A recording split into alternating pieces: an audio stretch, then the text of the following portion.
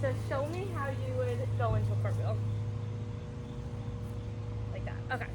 So what you're gonna do is step back into a lunge. Like that. And put your hands up. When we do a cartwheel, what you wanna do is feel like you're shrugging your shoulders to your ears as much as you can, and you wanna straighten those elbows all the way up, just like that. See how your body's in a perfect line here? So you don't want those arms in front of you or behind you, you want them perfectly in line, just like that. All right, so go ahead and get into that lunge. I'm gonna take a photo of you and then we're gonna show you what you look like so you can see. I'll show you from both angles. I can draw on here. See how that's a straight line? This way or that way, right?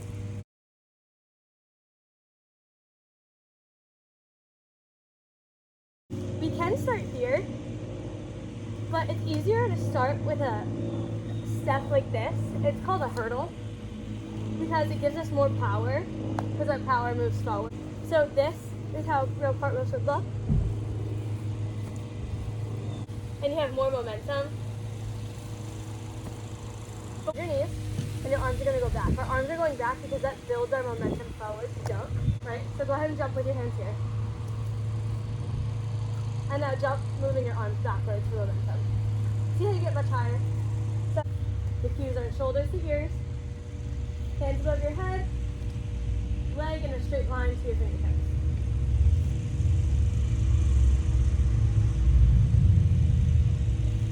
Good.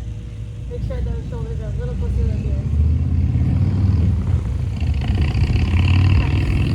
So can you show me what that looks like? Very good. So what are you doing with those shoulders? Stay in that position. Where are those shoulders supposed to be? To the ears. Good. And where are those hands? To the scalp. Right above our head. So we want that line, right? From where? My foot up to my fingertips. Very good. Foot to fingertips. Awesome. So can you show me how we did that hurdle? Because do you remember why we do that? To get more momentum into the cartwheel. Yep. More momentum, more power. Same cues. Good. Just you don't want to jump out. Instead, I want you to kind of use that momentum and go forward. So you're going to go like this. Okay? Today we're going to be working on handstands. We go forward. The first leg that's going to be locked out is this back leg that we're going to be kicking up first. And then as we're going down and moving forward, you can see how this leg, if I were to go forward, it's going to eventually lock out. And once those two legs are locked, I don't want you to bend them until you're back in that lunge. You don't want to injure yourself by landing like this because you could hyperextend your knees. So we are going to work on when we landing like this. We're going to work on handstands because I want you to focus on pointing your toes and straightening your legs. Obviously you're not springing off that front leg because it's bent, but this one's our one that kicks us forward. Hands placed, and then we kick up. See how my feet are pointed? First leg, you're going to bend and land back with that back leg. What you want to make sure is you're locking those elbows. That's one of the major things that people kind of struggle with learning a cartwheel is not learning to just keep those arms straight. And I know sometimes it feels like you want to bend your elbows. It's that shoulder strength that helps you stay up. That this wall is here for your support. Because right now we're just working on supporting ourselves with our hands rather than balance. Good, good, good. Come down. We're still landing with our shoulders to our ears. See how you're up? Walk those legs out. Good, bring those, put your toes. Because as soon as you untighten your core, you're gonna start to feel that bend in your back and your legs will start to go more over your head like this. You'll have that arch in your back. So as long as you're in that hollow body motion, you'll have a lot more support under those arms. Right now, this is my back arch. What you wanna do is hollow out that stomach. So focus on getting your back all the way to the wall. Push it as far as you can to the wall. Good, see how your stomach is hollowed out? Nice, that was really, really good. Back to the wall. I'm gonna video you so you can see yourself. As long as they're locked by your ears, you'll have complete stability. All right, go ahead, set up. Kick up. Good, perfect, and come down. Okay, so now I want you to tell me what you think you could fix. My legs. What about your legs? They're spread out on the wall. And what are you doing with your foot in this photo? And I pointed up. Arms aren't really straight, like shoulders aren't to the ears. Your chin is always tucked, and tuck your chin in. Okay. Good, feet together, and come down. So this is just something that we do a lot in cheerleading, gymnastics, acro, and tumbling. We're working on being clean and making things look very smooth. What I want you to do is come together and you're gonna clean. 1, 2. 1, 2. Very good.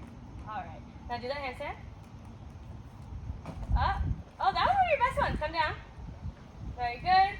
1, 2. Okay, so we're gonna start with some stretches to warm up our body. We're gonna do forward arm circle, left side. Touch our toe. Reach to the middle, palms down on the floor. 3, 2, 1, 1. As we're extending, this front bent knee is going to start to straighten out, and you're going to lever the back leg up. Ears.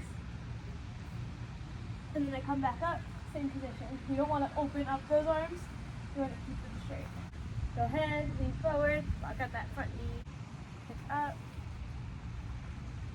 It's not going to be a handstand. I'm just going to have you working on placing your hands down on the ground, supporting your body, and you're going to kick both your legs up and then kick right back down. So you don't have to worry about holding that handstand position, you're just going to worry about going up and going down. So it's going to look like this. Handstand, up, back down. So you're going to want to make that a quick motion, so make sure that back leg is producing a lot of power. I'm going to try to make it a little bit faster this last time. Using all that power in your back leg, up, down. We're going to be working on our hand placement and foot placement in the cartwheel. So I have these sticky notes down here where you're going to be doing hand, hand, foot, foot. It's going to look like this. You're going to just do this. And I want to see you turn your hands out sideways, putting your hands in those spots.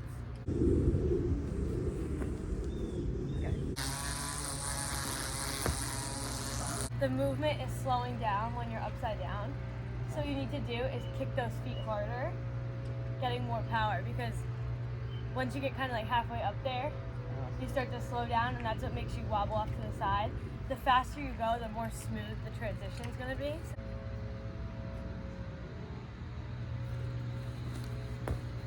Good. That was a lot better. It went much faster. Just try and keep those legs straight. It will make the landing easier. Gotcha. So keep your hips in line. Good.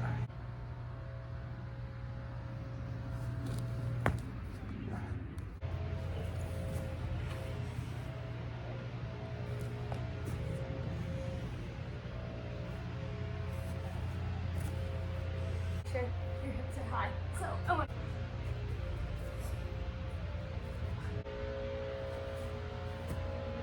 Is that power behind it. So as you're lunging forward, it's all in that back leg, forcing your body forward. So now you're in the standing position again.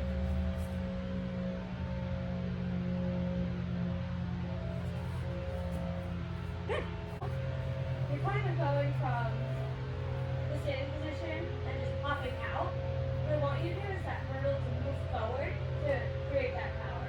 So when you're going, jump out and forward, because it's more kind of looking like you're jumping up and then going into it. So it's kind of getting you stuck there. So make sure you're moving that forward. 1, 2.